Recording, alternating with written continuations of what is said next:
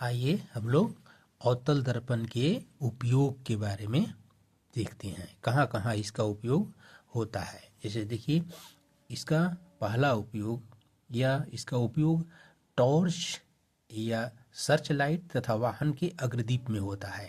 Torch का अगला भाग जब दिखेगा तो कटोरी नुमा होता है, वो पॉलिश किया हुआ रहता है, बहुत चमकदार होता है।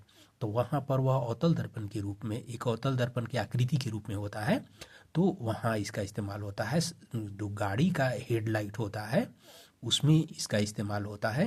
कटोरी नुमा भाग उसका होता है जो बहुत ही प्लेन होता है, पॉलिश किया हुआ रहता है, चमकदार होता है। तो लाइट को एकदम साफ, समानांतर और प्रबलता रूप में प्राप्त करने के लिए इसका उपयोग सर्च लाइट में या वाहन के अग्रदीप में भी होता है।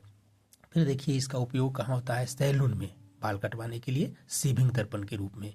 तो शेविंग दर्पण के रूप में इसलिए होता है कि बाल कटवाने के समय बाल कोई छूट न जाए, क्योंकि यह साइज, बड़ा साइज बना करके भी दिखाता है। अवतल दर्पण में आप जानते हैं कि जब वस्तु को एफ और पी के बीच में रखा जाता है तो उसका साइज आवर्धित होता है। तो इस प्रकार बाल, एक भी बाल छूट न जाए, इसलिए इसका इस्तेमाल शेविंग करने के लिए सैलून में इसका इस्तेमाल होता है। फिर देखिए, चिकित्सकों द्वारा इसका इस्तेमाल होता है गला के रोग को देखने के लिए, चाहे दांत का, देखिए ये बड़ा साइज है, ये लिखा हुआ है, बड़ा साइज बनाकर देखने के लिए भी इसका इस्तेमाल किया जाता है। तो डॉक्टर देखते हैं ये अवतल दर्पण के द्वारा कि ये प्रकाश के प्रबल पुंज को प्राप्त करके और गला के साफ साफ रोग को देखने में इसका इस्तेमाल होता है। फिर दंत चिकित्सकों द्वारा दांत के बड़ा साइज को बनाकर देखने के लिए, स्पष्ट रूप से उसको देखने के लिए दांत को भी इसका इस्तेमाल करते हैं। फिर एक जगह और होता है, सौर भट्ठी के निर्माण में भी इसका उपयोग